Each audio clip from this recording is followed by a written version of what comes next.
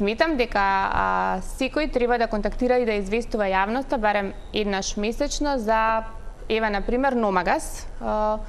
Кај нас во Министерството сега се потпиша многу важен договор. Да, за интерконекторот, точно. Мислам дека одговори на директорот на прашања, меѓутоа да, во по право сте, да, се случил настан, морал да се појави, да не бил настанот, немаше да се појави. Така? Да не било потпишување на договорот, немаше да го видиме директорот. Добро, на следниот координативен состанок ќе ја пренесам оваа порака. Да, во право сте, транспарентноста е број 1 и ќе кажам дека би требало да има брифинг со новинарите, секако, значи и Номагас и Мемо. Еве, вие држите брифинг со новинари?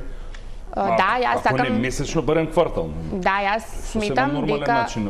сметам дека мора, бидејќи енергетика е сериозен двигател, дека има тука сериозни работи за кои што треба да ви информирам и ќе пренесам на колегите да ова и они го направат. Знаете зашто? Затоа што прашањата кои што треба да ги адресираме до нив, ги адресираме до вас. Точно, се сложувам и да. А никогаш не можете да ги имате сите одговори.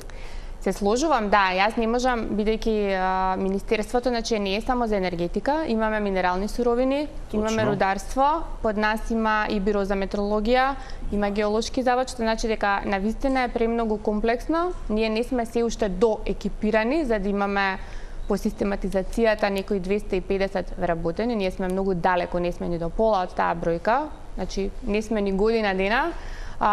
Сите што ги кажавте институции имаат сериозен број на вработени и јас ќе разговарам да има некое, бидејќи таму има многу инвестиции, планови, што би требало да ве брифираат.